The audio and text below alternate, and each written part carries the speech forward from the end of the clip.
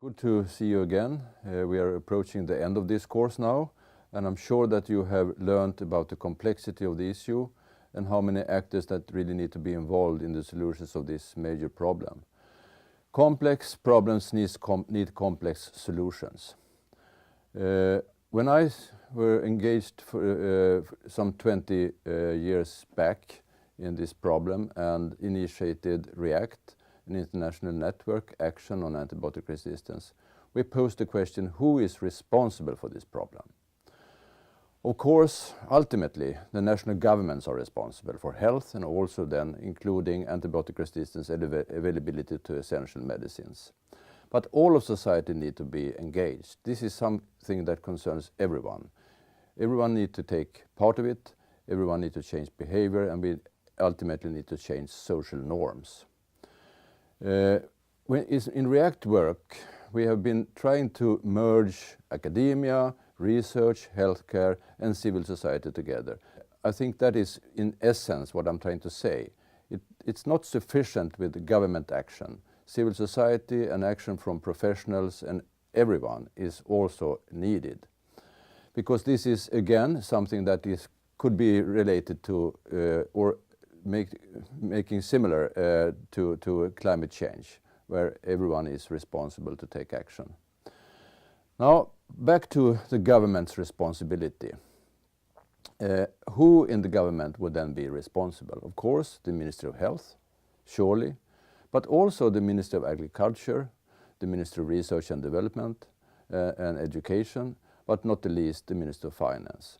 This issue is a cross-cutting issue. It's an issue that needs to be worked up in collaboration at all levels. On the government part, the WHO Global Action Plan asks and urges all countries to put up a national action plan. And that plan needs to contain a lot of different parts. In this slide you can see those areas. It's about surveillance and monitoring, it's about prevention to decrease the need for antibiotics, it's about rational use and access, it's research, and also not the least addressing the non-human side, animal side, and also the environmental side. So for surveillance, we need to have a good picture on the use of antibiotics and the resistance levels, but also the healthcare associated infections, and not the least the costs for society of these infections that are caused by antibiotic resistant bacteria. We need to decrease the use by prevention, sanitation, improving clean water and hand hygiene and infection control practices in hospitals, but also vaccinations. Research and development, not only for antibiotics, but also for diagnostic tools that make it easier for doctors to identify those infections that really need antibiotics. Access and rational use is a major part of this. We need to have good guidelines. There need to be strict regulation about use in both the human and animal sides. But also we need to promote understanding with the society at large on how antibiotics should be used, when they should be used. We need to work up a strong behavioral change. We know that in the human sector, at least 50% of antibiotics are unnecessary. In the animal sector, it's even more. So that area need to be incorporated strongly in this comprehensive national action plan. But countries cannot do this by themselves. This is such a big issue that national governments need to go together. And the low-income countries have, the burden of antibiotic resistance falls disproportionately on the low-income countries. So they need support financially and by capacity building. So we need a global collaboration also, which will include, again, measuring the burden of disease so that policymakers and politicians understand the dimensions of the problem and the cost for the world and the global development issues that are involved.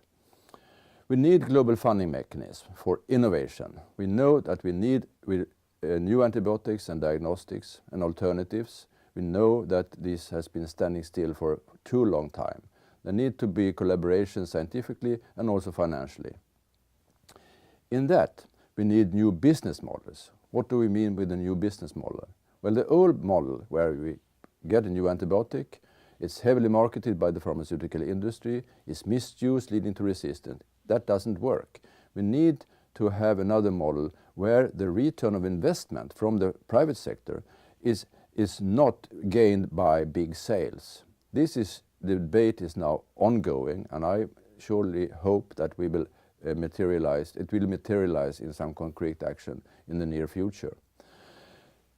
As I said, low-income countries has a major problem. They need help with capacity building or laboratories, regulation, and making way for dealing with this complex issue.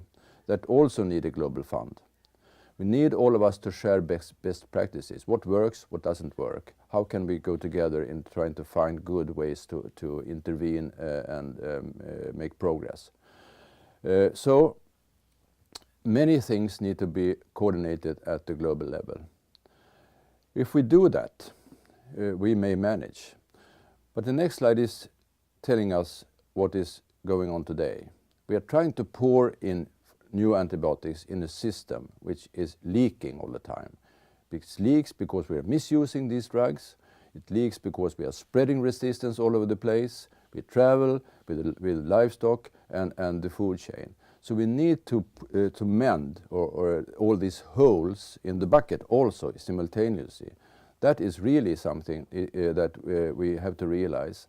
And that's why innovation is not the only solution. We also need to have conservation. And my end slide here is telling us that we need to get back to balance. We will never, ever get rid of antibiotic resistance as long as we're using these drugs. Any antibiotic use, even the best and most rational antibiotic use, will lead to resistant development in bacteria. So we simply just have to get back to balance. We need new drugs, but we have to use them more cautiously. We need to conserve their use, and if we get back to that balance, we will manage. Thank you.